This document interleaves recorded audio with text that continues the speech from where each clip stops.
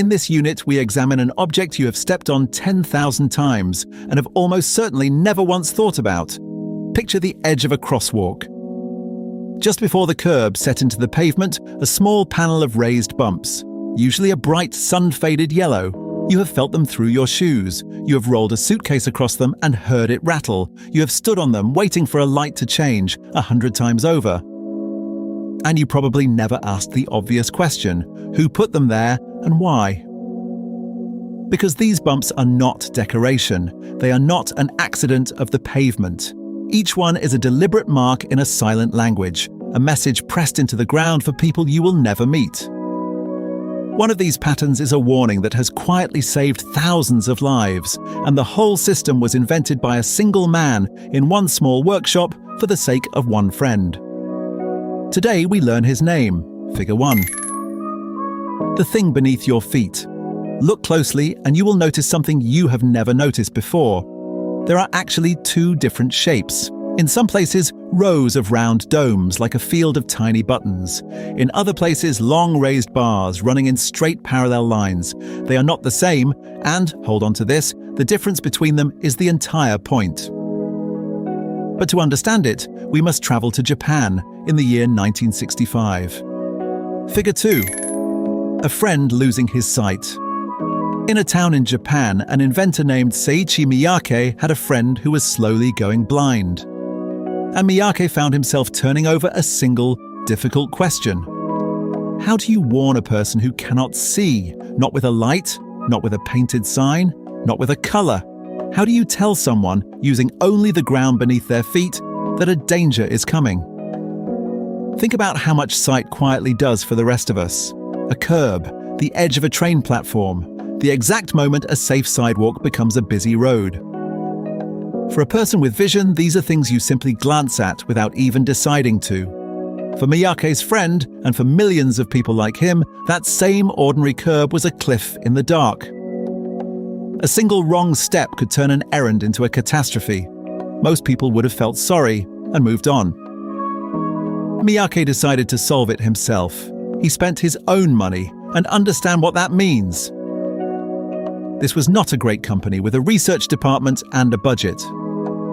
This was one man at his own workbench with his own savings, convinced that a problem everyone else had quietly accepted as unsolvable was in fact just waiting for someone to care enough to try. And so he began to design a surface that a foot and the tip of a cane could actually read. Figure 3. The two words. Here is the quiet genius of what he made. He did not design one pattern. He designed two, because a language needs more than one word. The first word is the dome. Rows of round, raised bumps. Run a cane across them or feel them roll under your shoe and they say one thing firmly: stop, pay attention, a hazard is here, the edge is just ahead. This is the pattern you now find at the top of a staircase, along the lip of a subway platform, and at the exact edge of every crossing. The second word is the bar. Long raised lines, all pointing the same direction, and these say the opposite. Go. This way is safe. Follow me. The bars lie along the path you are meant to walk, like a handrail laid flat into the floor, guiding you gently forward.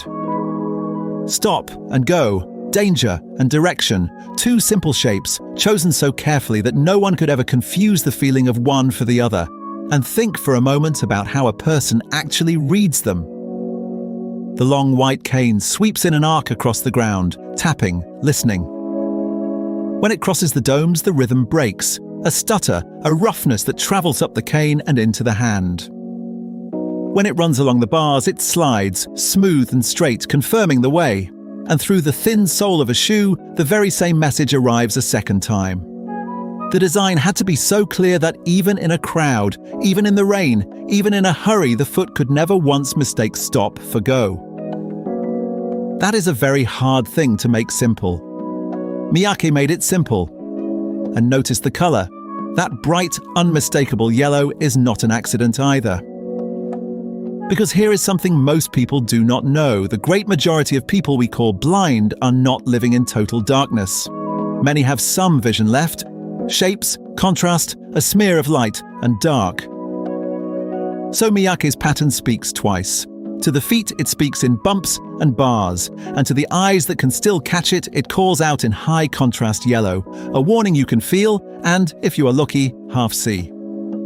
One design, two senses, leaving nothing to chance. Figure 4, the first street. On the 18th of March 1967, the first of these tiles was laid into a real street, beside a school for the blind, in the city of Okayama.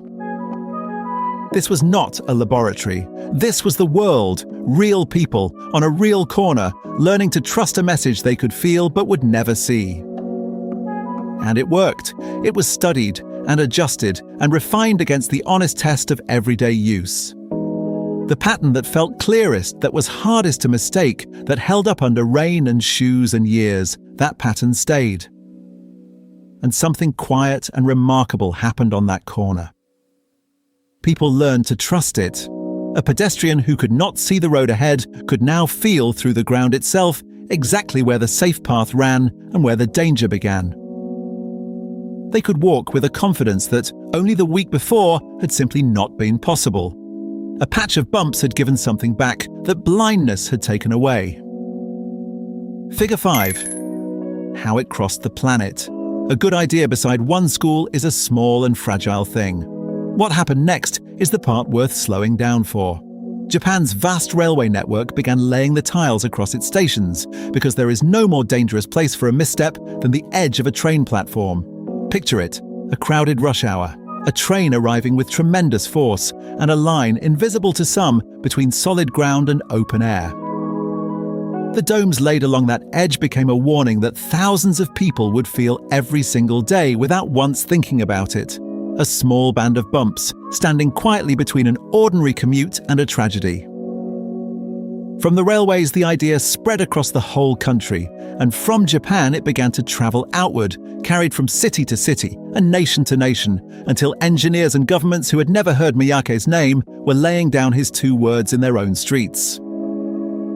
Eventually, it was written into an international standard, a shared agreement across borders on exactly how these surfaces should feel underfoot. What began as one man's worry for one friend had quietly become a rule of the modern world. And stop for a moment on the strangeness of that. A feeling under your shoe in one country is now, by international agreement, the very same feeling under your shoe in dozens of others.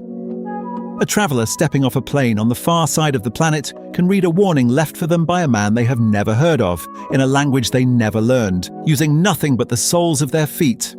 And so today, on nearly every developed street on Earth, beneath the feet of millions of people who will never know it is there, lies the same small message. Stop. Go. This way is safe. The review card: let us gather what we have learned. That the humblest object can carry a great kindness, that a warning meant for a stranger can be spelled out in nothing but bumps and bars, and that a single person, worried about a single friend, can leave a mark on the whole surface of the world. The best inventions, it turns out, are often the ones we are lucky enough to never notice. Not because they do not matter, but because they were built so carefully and so kindly that someone else could simply find their way. Class dismissed.